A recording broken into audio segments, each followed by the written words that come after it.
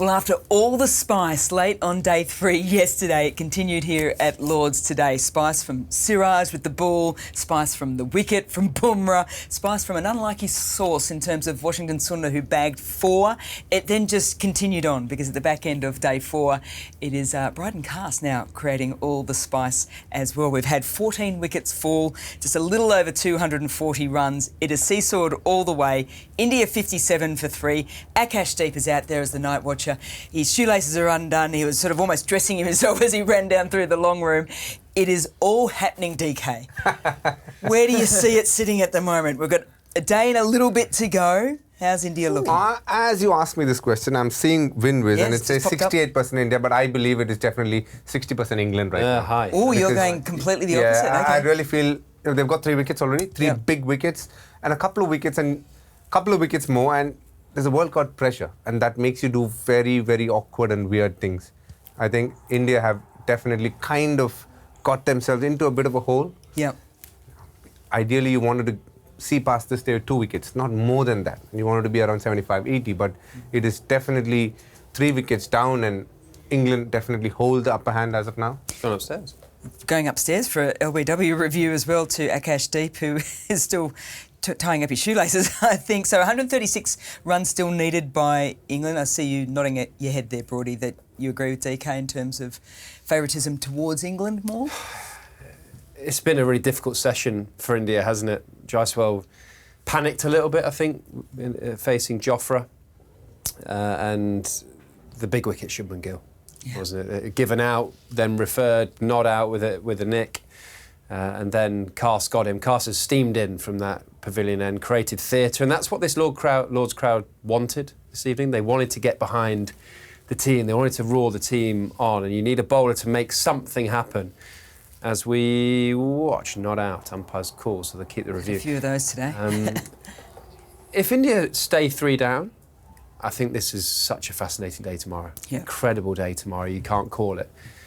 If England go and get a 4th, then... Regardless? Regardless of who it is, it's just how the scoreboard looks, it's how it feels. Suddenly you're 6 down in the blink of an eye and you know that it's 4 good balls. So I think it's been a breathless day of cricket, to be honest. It's Bumrah this morning with the new ball. Didn't get a wicket, but just caused chaos with the bounce of Ollie Pope's top edge, 1 bounce 4. Just wonderful test match cricket. Would you have picked Washington Sundar to get 4 for 22? Probably not. No way. Including Root, Stokes, Jamie Smith. Yeah. It's been a wonderful day's cricket, and I think the crowd have bought into it as well. Would it be fair to say, as exciting as it was to watch Bumrah bowl from the nursery end and get that ball on that ridge? We've spoken about the ridge at Lord's for numerous years. We had Dominic Cork in the back of the commentary box talking about it when he was bowling here. But it was Siraj at the other end. India needed someone at the other end to keep that pressure on, and he came through with some big wickets early. Yeah.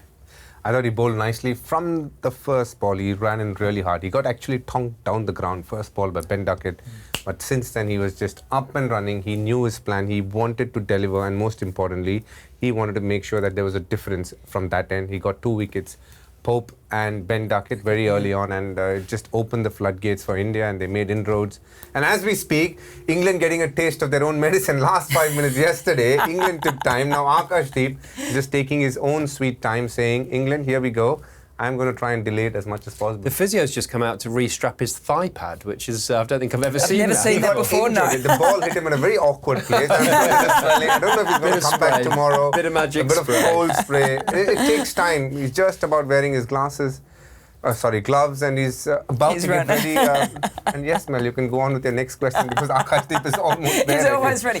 Probably not, but I'll ask another question anyways.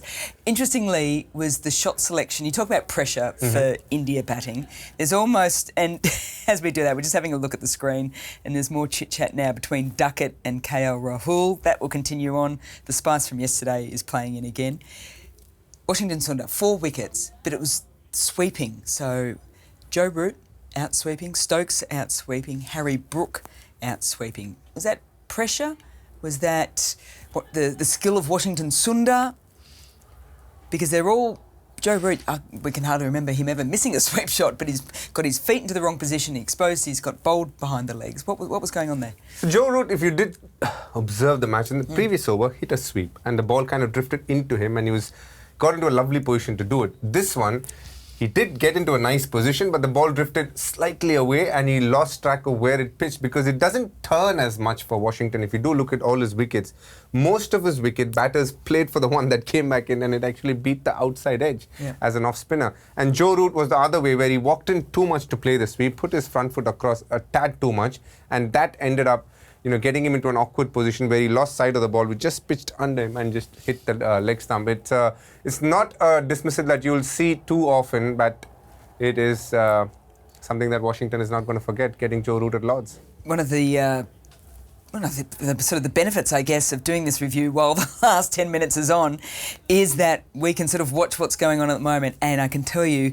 there is a lot going on. So Bryden Cast, he's fired up, he's got the wickets and he is in the face of the Indian batters, particularly Akashdeep. KL Rahul is trying to step in. Stokes has walked up again as Cast turns to come in one more time to Akashdeep.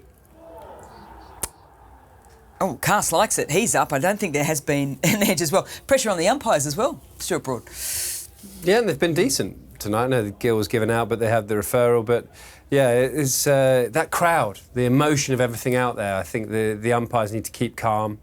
I think England have been a bit jovial out there with the sort of clapping. They're all clapping about the time wasting because we've all played the game where that happens, doesn't it? Last over, 7 minutes to go, just calm it all down. What's that? No, 3 minutes to go. Definitely be the last over coming our way now. But Cast has bowled brilliant. He's steamed in from that pavilion and hit the pitch really hard.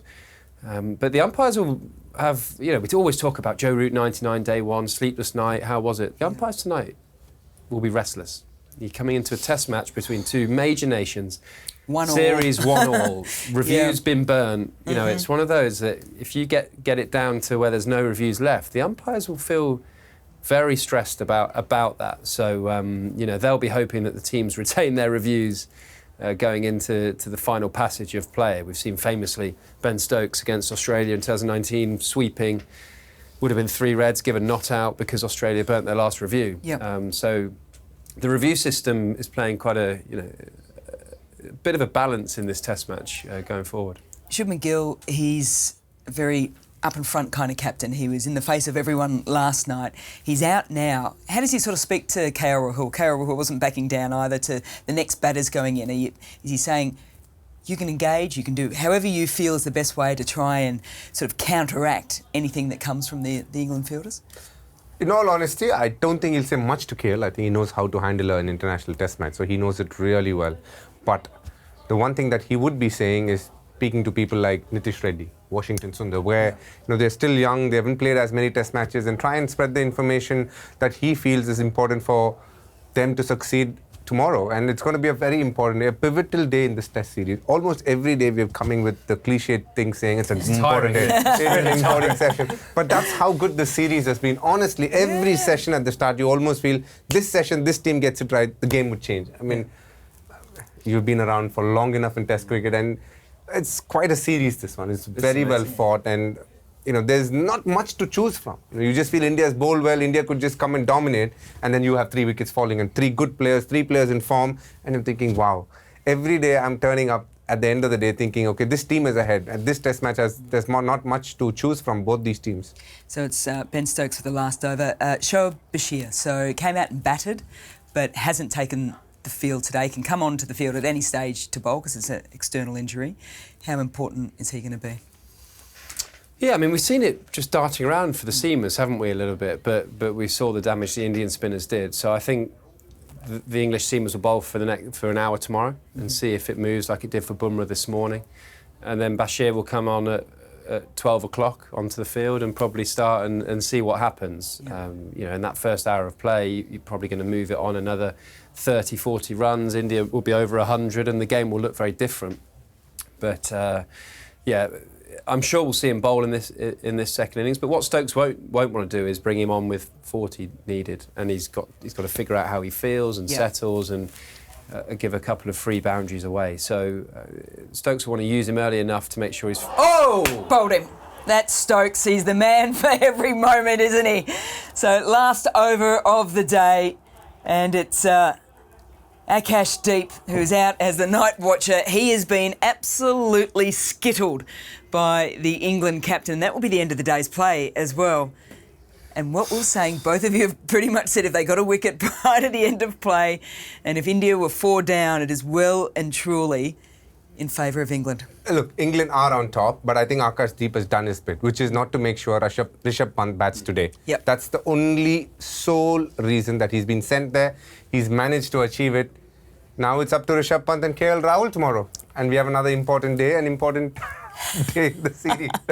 What a wonderful sight that is. Off stump out the ground, all the wires been ripped out from stump cam.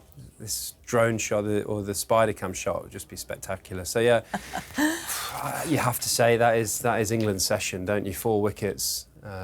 India still needing, what would that be, 135 runs? 35 runs. But what fascinates me, Mel, and you guys can both enlighten me, first 3 days was to a point dull, very much in favour of the batters, not much happening for the bowlers.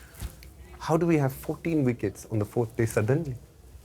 I misread it. I was at tea yesterday, you said there'll be a winner, and I was like, how? Yeah, how do we get to a place where that many wickets fall in a day or that many runs are scored in a day, and then suddenly Bumrah runs in the first 3 overs of the day and it's leaping, it's bouncing. You think, ooh, what's happened to this pitch overnight? Incredible, and that's ultimately I think that's what Test match cricket is a little bit. Shows character. The pitch is allowed to play flat for a bit, and then it deteriorates. So first innings runs become your currency, and then you start analysing the game. India 135 needed. That looked easy when Pant was batting with KL Rahul yesterday, didn't it? And he ran himself out. You wouldn't have thought we'd be coming down to 30, 40 runs here and there, and that's why we love this particular format of the game. So it's going to be KL Rahul, who's 33 not out, to start tomorrow alongside Rishabh Pant. That's the last of the specialist batters. You then get into the all-rounders for India, who have performed reasonably well, particularly Jadeja with the bat. And the equation is pretty simple. It's 135 runs for India. It is 6 wickets for England. I hate to say it, it's sold out. Well, it's great that it's sold out. So if you're looking for a ticket here in Lords tomorrow, you're probably not going to get one. You might be able to sneak around and maybe find one from a friend, but you can catch it right here on Sky Sports for the rest of day 5, where we will have a winner, that is for sure. And one of these 2 teams will go 2-0 to 1 up in the series as well. Thanks for joining us today. We said yesterday it was spicy. Today was spicy again. I'm pretty sure tomorrow will be equally as spicy. We'll catch you tomorrow for the last of the review for the 3rd test.